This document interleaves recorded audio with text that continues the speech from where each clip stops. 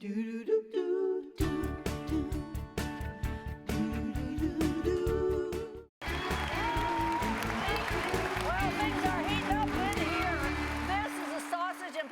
Big Skillet. It's a Dollywood favorite that's been cooked in their giant signature skillets for more than 25 years. It's amazing. And here to show us how to do it is the executive chef of Dollywood, Jonathan Frye. And he's so good.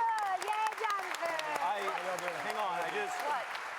Jonathan, I'm a confident man, but I have skillet envy right now. I really am. I mean, this thing is, where do you find something like this? Well, to be honest with you, we couldn't find anything like this. We had to have this special made. This is a 60-inch diameter skillet just to feed the folks that we have come to Dollywood every year. We had to make sure we had the biggest skillet we could find. Love you. I love you. So we had a special one made just for us. I don't know if that's so or not. We've got one up at the old Tennessee Mountain Home. Mama fried potatoes in a skillet about that big. Really? That's amazing. It seemed like it, but she had to feed 12 kids, so it looked like it. So that would work. I wish Mama had that. Yeah, this will feed a few kids. If it were a little deeper, it could also be your tub. Oh yeah, well, that's true.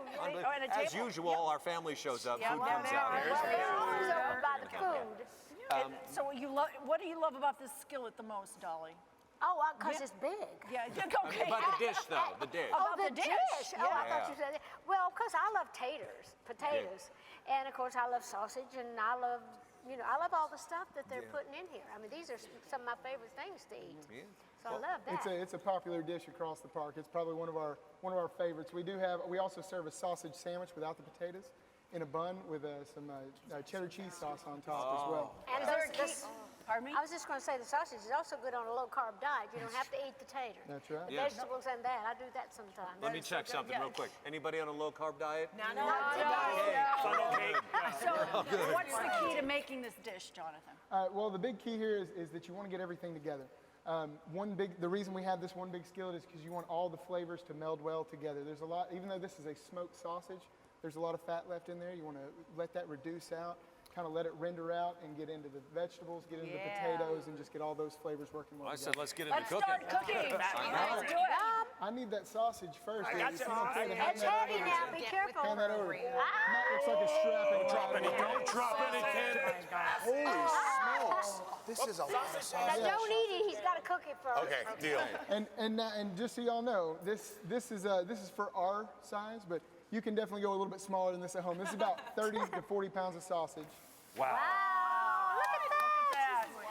I love that sound. And after that, normally what we do is you put the potatoes on first. We went ahead and par-cooked ours a little bit, just so that we could be a little bit quicker. But normally you'd put the taters on first. This normally takes about 45 minutes to properly crisp up.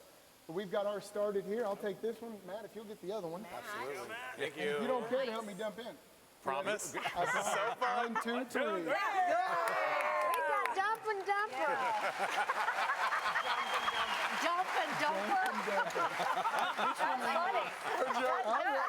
You be dump, I'll be dumper.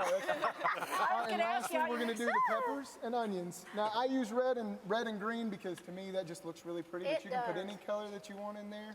Just make sure it's something you enjoy. I wish you guys could. Well, there's going to be enough for them. Look how colorful the audience. Look at that. How do you mix it up? Now, the best part of all this is that you get to act like that you're on a canoe trip, and you get to stir it with these special, real, paddles. We had special. No, I'm just kidding. These are oars. See, Mom would have done well with those paddles too. That's right. Keep us out of the food. Now, do you cook for Dolly? Do you do any? I do. Whenever she comes into town, I get the honor of bringing Miss Dolly some meals. And he does great too. We do anything from meatloaf and mashed potatoes to fried chicken. Always so sweet whenever we bring the meals to her. Never have to leave without a hug and a thank you.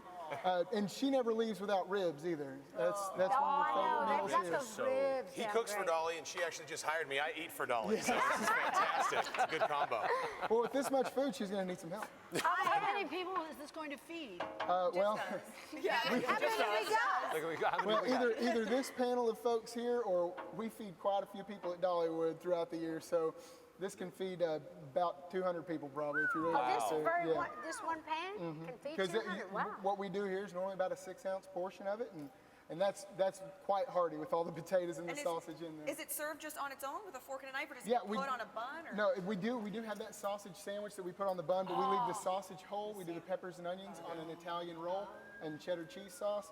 But whenever we do it this way, it is literally just put into a bowl. We give you a fork and let you go to town. All right.